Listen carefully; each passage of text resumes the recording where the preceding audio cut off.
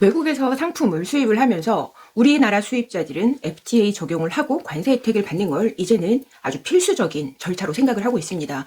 물가가 계속해서 상승을 해왔는데 관세마저 이제 여기에 추가가 된다면 더욱더 가격 경쟁력이 떨어지기 때문이죠. 그런데요, 한 EU FTA를 적용을 해서 유럽에서 어떠한 물품을 수입을 해오던 수입자가 관세를 무려 47억 가까이 추징한 판례가 지난 3월 달에 나왔습니다. 오늘은 이 판례를 말씀드리면서 한 EU FTA에서 어떤 점을 주의를 해야 하는지 판례를 중심으로 한번 살펴보도록 하겠습니다. 자, FTA라고 하면 아는 분들은 다 아시겠지만 Free 트레이드 어그리먼트, 우리 자유롭게 무역을 한번 해보자 라고 하는 어떤 약속이죠. 그래서 이 FTA를 적용을 하게 되면 여러 가지 양 국가 간의 이점이 있지만 우리 수입자 입장에서는 일단 관세 혜택이라고 하는 게 생기게 됩니다. 이 관세 혜택을 받기 위해서는요, 핵심이 두 가지가 있는데요. 첫 번째는 바로 물품의 원산지가 명확해야 한다 라고 하는 것이고, 두 번째는 물건이 어떠한 경로를 통해서 운송해 왔는지예요. 이 관세 혜택이라고 하는 게 미리 말씀을 드리지만 FTA를 체결했다고 해서 모든 제품의 관세가 0%가 되는 건 아니에요. 심지어 FTA 체결이 되어 있는 나라에서 수입을 하면 관세 면제 아니에요? 라고까지 알고 계시는 분들도 계신데 결국 그렇지 않다. 한중 FTA를 했다고 해서 중국에서 오는 모든 물건이 이제 0%가 되는 게 아니라 0%를 해주는 것도 있고 아예 관세를 안 깎아주는 것도 있고 매년 조금씩 깎아주기로 약속한 것들도 있는데 그건 HS 코드에 따라 달라진다라고 하는 점 기본적으로 알고 계시면 좋겠고요. 자, 한중 FTA를 이왕 얘기를 꺼냈으니 이 한중 FTA를 예시로 FTA 개념을 한번 얘기를 해볼게요. 자, FTA라고 하는 건 이겁니다. 우리끼리 잘 먹고 잘 살자예요. 쉽게 말하면 한국하고 중국하고 FTA를 했어요. 그럼 한국하고 중국이 우리끼리 잘 먹고 잘 살자 라고 약속을 하는데 어떻게? 한국이 중국에다가 이야기를 합니다. 야, 중국아, 너네 중국산 물건 한국에다가 이제 수출을 하면 한국 입장에서는 수입이죠. 원래 우리가 관세를 10%를 받는데 중국산 너네 물건은 0%를 해줄게. 그럼 다른 나라 물건들보다 너넨 관세도 안 내니까 한국에서 더 싸게 팔릴 거고, 그러면 너네 나라 수출 기업들이 더 이제 이득을 많이 보겠지.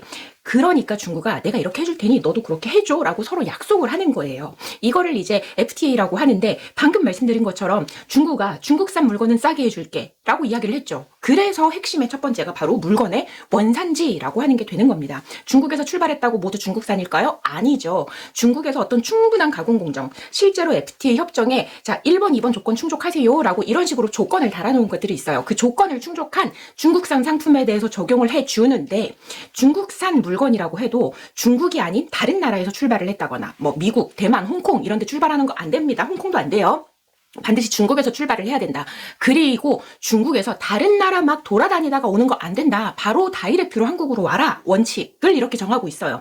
그런데 현실적으로 배 타고 오는 물건들은 쉽지가 않아요. 이렇게 다이렉트로 오는 게. 그러다 보니까 BL 서류에다가 운송 서류죠. BL 배 타고 오면 BL, 비행기 타고 오면 에어웨이빌 이런 서류에다가 중간에 어느 국가를 거치게 되는지 다 이제 기본적으로 기재를 해라 라고 하는 몇 가지 이제 예외 단서 조항들을 만들어 놓고 그거를 충족을 하면 비록 다이렉트로 물건이 중국에서 오진 않았지만 이건 중국산 물건이고 하니까 FTA 적용을 해줄게 라고 하는 거예요. 이 핵심 두 가지, 물건의 원산지를 확인하는 서류가 바로 원산지 증명서라고 하는 거고, 한 EU FTA에서는 원산지 신고서라고 이야기를 합니다. 그리고 이제 운송 경로를 확인할 수 있는 서류는 바로 운송 서류, BL이라던가 에어웨이빌이라던가 아니면 특송 운송 서류 이런 것들이 되겠죠. 그래서 FTA의 개념은 이렇다라고 보시면 되겠습니다. 그래서 이 물건의 원산지를 확인하는 서류를 원산지 증명서라고 하는데 한 EU FTA에서는 원산지 신고 서류라고 얘기를 한다. 한 EU FTA에는요, 원산지를 확인할 수 있는 서류가 따로 있는 건 아니에요. 이제 인보이스라던가 패킹 리스트라던가 이런 상업 서류에다가 이 물건은 수출자 내가 따로 뭔가 단서를 달지 않는 한 이탈리아산입니다. 프랑스산입니다. 이런 식으로 문장을 적고 날짜, 그리고 지금 위치, 내가 작성한 나라, 장소, 그리고 서명, 손으로 서명을 해야 됩니다. 서명을 한 서명까지 추가된 문장이 어떤 상업 서류에 있으면 한 EU FTA이 원산지 증명서와 같은 이제 효력을 가지게 되는 거예요. 그 서류 자체가. 그런데 단순히 문장만 쓰는 거는 가격 기준이 정해져 있어요. 6,000유로까지만 이 문장, 서명이 포함된 문장으로 대체가 되고 6,000유로를 초과하는 경우에는 유럽의 수출자가 그 나라의 우리나라로 치면 세관, 관세 당국으로부터 원산지 인증 수출자라고 하는 지위를 부여받아야 됩니다. 유럽 같은 경우에는요, 우리나라는 뭐 30영업일 전후로 이렇게 소요가 되는데 유럽 같은 경우에는 국가마다 시기별로 상이하긴 하지만 뭐 2, 3개월 이상도 소요되는 경우가 있다라고 보시면 되겠습니다. 자, 그러면 어떤 문장이 추가가 되냐라고 했을 때 지금 화면에 보고 계시는 문장이고요. 여기 보시면 중간에 이제 원산지 인증수출자 번호를 넣는 란이 있고, 이 원산지 인증수출자 번호는 6,000유로를 초과하는 경우에만 넣으면 되겠다. 물론 6,000유로를 초과하지 않는 경우라도 원산지 인증수출자 번호가 있으면 넣으셔도 됩니다. 서명은 이제 6,000유로 이하 이고 원산지 인증 수출자 번호가 없는 경우에는 반드시 수기 서명이 들어가야 한다는 점 이제 인지를 해주시고요. 아래쪽에 보시면 Non Preferential Origin이라고 이제 나와 있는데, 유럽에서 수입하는 품목들 한 가지 품목만 수입을 하는 경우도 있겠지만 여러 가지 물건들을 수입을 하는 경우도 있어요. 이러한 경우에는 인보이스에 여러 가지 물건들이 다 기재가 되겠죠. 그러면 유럽의 수출자가 이거는 유럽 뭐 독일산, 프랑스산, 독일산, 이건 중국산이라서 Non Preferential Origin 이렇게 옆에다 적어놓는 경우가 있어요. 그렇게 물품 옆에 이 원산지는 EU로 인정이 되지 않는다라고 기재가 되어 있는 그러한 품목에 대해서는 당연히 상업송장, 인보이스에 이 문구가 기재돼 있다고 하더라도 한EU FTA를 그 품목은 적용을 하면 안 되겠죠. 자, 제가 지금 첫 번째 슬라이드에서 한EU FTA 적용해서 수입을 하다가 세관에서 무려 47억 가까이 추징을 당했다라고 말씀을 드렸는데, 어떻게 그 업체가 적발이 된 거냐면요. 유럽에 A라고 하는 수출자가 있어요. EU 국가에. 그리고 그 유럽의 A라고 하는 EU의 A라고 하는 수출자는 한국의 많은 수입자들하고 거래를 하고 있어요. E, C, D, E, F 막 이렇게 거래를 하고 있어요. 그런데 세관에서 이제 가만히 보니까 유독 한국의 B라고 하는 그 수입자만 한 EU FTA를 적용을 해서 관세 혜택을 받는 거예요. 다른 뭐 C, D, E, F 이런 한국의 다른 수입자들은 전부 다 관세를 오로지 원래 관세를 다 내고 있는데 B만 한 EU FTA를 활용하더라라고 하는 거예요. 그래서 세관이 생각을 하는 거죠. 아니 왜 B만 이렇게 FTA를 적용하는 걸까? 이거 정상적으로 진짜로 한 EU FTA를 적용할 수 있는 상황이 맞을까라고 합리적 의심을 하게 되면서 이제 조사에 착수를 하게 됩니다. B 회사를 압수수색을 하게 되고요. 조사하는 과정에서. 그리고 동종업체, 뭐 C, D, E, F 이런 회사들이겠죠. 그 업체들한테 당신들은 왜 한 EU FTA를 하지 않는 거냐? 혹시 그 EU 쪽 수출자 A가 뭐 FTA를 할 수 없는, 그러니까 뭐 원산지 인증 수출자 번호가 없거나 이런 경우인 건 아니냐라고 이제 질의를 하고 그런 식으로 조사를 했다라고 합니다. 그래서 이런 조사 과정에서 인보이스, 그러니까 앞서 보여드린 요 문구가 뭐 추가되거나 수정되거나 혹은 여기 이제 Non Preferential Origin이라고 하는 부분이 삭제된 그런 이제 인보이스를 수입자 B가 좀 조작을 한, 어떻게 보면 이제 정황이 발견이 된 거예요. 이제 세관에서 조사를 하게 되면요, 세관 조사과에 계신 분들은 경찰이나 똑같다고 보시면 됩니다. 그냥 경찰의 지위를 가지고 있어요. 압수수색도 하고 뭐 컴퓨터, 뭐 핸드폰 포렌식 이런 것도 다 진행을 합니다. 그래서 이제 세관에서는 이 국내 수입업체 B한테 총 지난 4년간 수입해온 299건에 대해서 거의 47억에 가까운 이제 관세 추징을 했어요. 그랬더니 B가 발끈한 거죠. 아니, 그 몇 건 우리가 조금 수정한 거 찾았다고 해서 그걸 전체로 확대 해석하는 건 아니다 라고 이제 이의를 제기를 했어요. 그래서 결국에는 세관에서 다시 전체가 아닌 일부를 제외한 대다수 수입건들에 대해서 이제 관세 추징을 하게 됐는데요. 여기 보시면 가운데 뭐 이제 세관에서 수입자 B의 회사를 조사하는 과정에 컴퓨터 폴더들마다 서류가 보관이 되어 있었던 거예요. 그런데 폴더에 어떤 수입 한 건이 있으면 그 안에 뭐 또 파이널이라고 해서 수정된 서류가 들어있다던가 아니면 업무 매뉴얼 같은 게 또 들어있어가지고 그 업무 매뉴얼에 뭐 연간 수입되는 전체 건수의 뭐 7, 80%는 수정을 한 다음에 통관을 해야 된다. 그리고 만약 이게 세관에 들통이 나면 우리는 관세도 추징되고 벌금도 물 수 있으니까 주의해라, 막 이런 문구도 있었던 거예요. 그래서 사실 세관에서는 이런 내용들을 보고 이 B 회사가 원래 FTA 하면 안 되는데 자기네가 그동안 그걸 임의대로 다 해왔구나 라고 이제 생각을 했던 겁니다.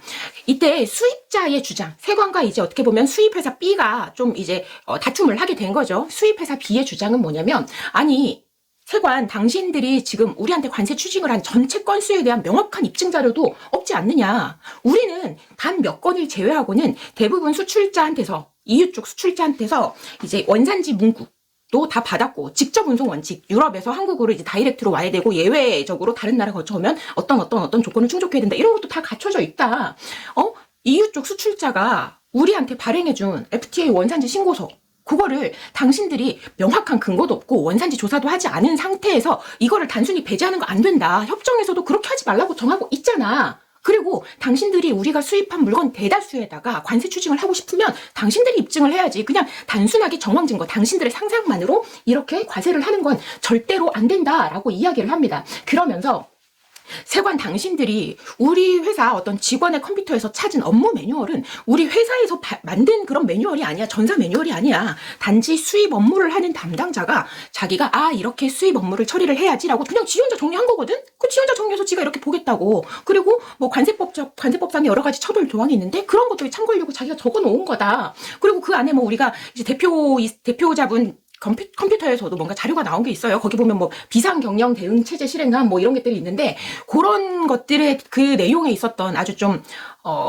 수입 회사한테 불리한 내용들이 몇 가지 있었는데 그런 거는 우리가 갑자기 매출이 떨어지니까 어떻게 할 수 있을까? 정말 이런저런 방법을 모색을 해본 거다. 사람이 살다가 너무너무 힘들면 진짜 이런 생각도 해보고 저런 생각도 해보고 그러지 않느냐. 그런 것의 일환일 뿐이다. 단지 그 자료만 가지고 명확한 증거도 없이 우리를 이렇게 몰아붙이면 안 되지. 당신들 입증 자료 명확히 가진 거 없잖아. 일부를 가지고 전체로 확대 해석하지 마. 이건 다른 법에서도 그렇게 하면 안 되도록 이제 규정을 하고 있어 라고 수입업체에서는 주장을 했어요. 자, 이에 반박하는 세관의 주장. 세관이 찾은 이제 파일 중에 업무 매뉴얼이 있었죠. 이 업무 매뉴얼에 보면 처음 통관 단계, 서류를 받는 단계에서부터 이게 막 운송을 거쳐가지고 우리나라에 와서 통관을 할 때까지 모든 전체적인 절차가 이제 기재가 되어 있어요. 그런데 그 절차 안에 인보이스를 수정해서 전달을 해라 라고 하는 그런 절차가 포함이 되어 있었고 그 통관 자료에서 서류를 수정하는 데에 간단하게 뭐 어떤 non-preferential origin, 이 문구 삭제, 뭐 추가, 뭐 서명 어쩌고 뭐 이런 식으로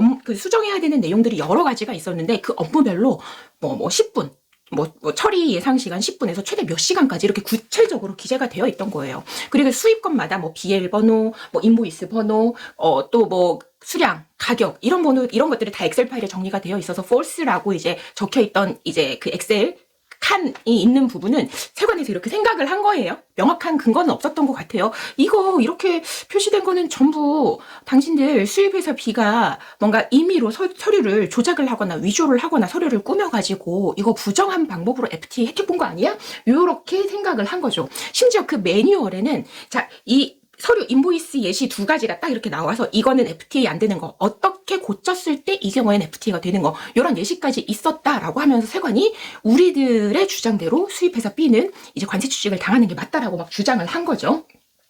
그리고 여기에 더불어서 아까 제가 그 대표자님의 컴퓨터에서도 어떤 서류가 하나 발견이 됐다고 말씀을 드렸는데 거기에 뭐 6,000유로를 기준으로 이렇게 인증수출자 번호가 있어야 되고 없어도 되고 이렇게 나뉘다 보니까 그런 이유 때문이었는지 모르겠는데 아마 그런 이유 때문일 거라고 생각은 하지만 뭐 몇 유로 원더로 진행 필요한 경우 뭐 인증수출자 뭐 문구 이런 거 좀 가라로 넣어야 함 이런 내용이 또 들어있었던 거예요. 그래서 세관에서는 요거를 증거로 해가지고 강하게 이제 관세 추징의 필요성 그리고 실제 관세 추징을 이제 통보를 했던 거죠. 그러면서 이제 세관과 수입회사 B가 법원에서 맞붙게 됐잖아요. 세관이 이 주장을 뒷받침할 수 있는 여러 가지 증거 자료들을 법원에 제출을 했을 거 아니에요. 그 중에는 B 회사가 수정을 한 게 명백한 수입건들의 수정 전 서류, 수정 후 서류를 제출을 한 게 일부가 있었고 그 외에는 세관에서는 이제 다른 건들도 이렇게 했을 거다. 이거 보니까 정황상 그렇게 쓸 수밖에 없어라고 이제 생각을 하는 거잖아요. 그래서 다른 건 명확한 전후 자료를 못 찾았으니까 실제 수입 신고를 할 때 사용을 했던 그냥 최종 서류만을 법원에 제출을 하게 됩니다. 그래서 법원에서 어떻게 판결을 내렸냐라고 하면 결국에는 법원에서는 이렇게 얘기를 했어요. 세관이 명백하게 입증 서류를 수정 전후 이렇게 낸 건들은 관세 추징 당연하다. 적정하다. 관세 추징 맞다라고 얘기를 하면서 그 외의 건들은 그 원산지 조사를 한다거나 좀 명확한 입증 자료를 좀 구비할 수 있게끔 조사를 한 다음에 그 뒤에 관세 추징을 해야 된다. 이런 취지의 판결을 내렸습니다. 자, 그러면 우리가 이제 원산지 한 EU FTA를 적용을 해서 수입을 할 때 어떤 이제 점에 주의를 해야 되냐라고 했을 때 처음 이제 EU 쪽 수출자하고 컨택을 하실 때에는 보통 수입을 하게 되면은 처음에는 좀 적을 수 있겠지만 여러 번 거래를 하게 되면 금액이 점점 더 이제 좀 많아진단 말이죠. 거래 금액이 커진단 말이죠. 그래서 미리 이제 처음에 협상 단계에서부터 한 EU FTA 원산지 인증 수출자 번호가 있는지 확인을 하시고 있다고 하면 인증 수출자 번호를 미리 확인을 하셔야 돼요. 왜냐면 EU 쪽 이제 수출자들이 FTA 인증 수출자 있다라고 얘기를 하고 나중에 막 수입을 해야 될 때 물건이 한국 도착했을 때 인증 수출자 번호를 받아보면 FTA 인증 수출자 번호가 아니라 뭐 이상한 다른 번호를 막 주는 경우들도 많아요. 뭐 텍스 아이디, 사업자 등록 번호죠. 우리나라로 치면 그런 거를 주는 경우도 있고 하다 보니까 미리 FTA 원산지 인증 수출자 번호가 있는지 그리고 그 번호의 유효성까지 확인을 해두실 필요가 있겠고 이제 없다면 이제 그 EU 쪽 수출자가 FTA 원산지 인증 수출자 번호를 받을 수 있게끔 그 사항을 협상에 넣을 수가 있겠죠. 처음 서두에도 말씀을 드렸지만 EU 국가들은 이 FTA 인증 수출자 번호를 부여를 해주는데 우리나라보다는 절차적으로 많이 느립니다. 경우에 따라서 정말 많이 오래 걸리는 경우도 있어요. 그렇기 때문에 반드시 첫 번째 좀 체크를 하셔야 될 사항은 말씀드린 이제 인증 수출자와 관련된 확인이 첫 번째가 되겠고요. 자, 그리고 이제 두 번째는 원산지 신고 문안. 우리 두 번째 이제 그 그림에서 보여드렸던 문구 있잖아요. 그거는 수출자가 작성을 해야 되는 겁니다. 수입자가 작성한 거 절대 안 되는 거예요. 절대 안 되고 수출자가 작성을 해야 되는 거다. 자, 그리고 이제 한 EU FTA뿐만 아니라 이거 정말 많이 물어보시는데요. 저 이거 FTA 적용해서 원산지 증명 서류도 있고 한데 그러면은 굳이 뭐 Made in Germany, Made in France, Made in China 이런 거 안 써도 되지 않아요? 물건에다가? 아니요. FTA 적용하고 물건에 원산지 국가 표시하는 건 별개입니다. FTA 적용은 해도 그만 안 해도 그만. 뭐 과세당국 입장에선 안 해주면 땡큐죠. 세금 많이 거둘 수 있으니까. 그거는 그거고 원산지 표시는 대외무역법이라고 따로 이제 다른 법률에서 강제적으로 규정하고 있는 거예요. 이건 우리나라뿐만 아니라 다른 나라들도 마찬가지입니다.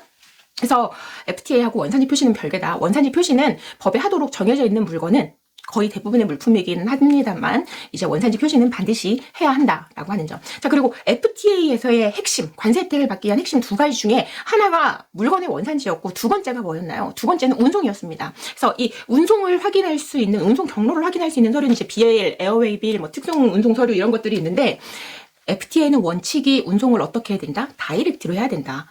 유럽에서 한국으로 오는데 중간에 다른 데 들린 곳이 있으면 반드시 그 경유 국가도 좀 적을 수 있게끔 이렇게 포워딩 회사 같은 데다 요청을 하시면 좋겠습니다. 언제 요청을 하냐? 이제 뭐 체크 BL이라고 해서 우리 BL 이렇게 발행할게요 라고 보내주는 서류가 있어요. 최종적으로 BL 발행하기 전에 그때에 요청을 하시면 되겠고 만약에 포워딩 섭외를 내가 아니라 유럽의 수출자가 한다라고 했을 때 유럽 수출자한테 이렇게 얘기를 하시면 되겠죠. BL은 최종적으로 발행되기 전에 체크 BL을 나에게도 한번 보내주세요 라고 얘기를 해주시면 좋겠습니다. 오늘 이렇게 최신 판례를 가지고 간단하게 FTA 개념과 한 EU FTA 적용을 하실 때 유의사항에 대해서 말씀을 드렸는데요. 유럽에서 수입을 하시는 또는 수입을 하시고자 하시는 어떤 수입 담당자분들께 도움이 조금이라도 되기를 바라겠습니다. 그럼 저는 다음 영상에서 또 뵙겠습니다.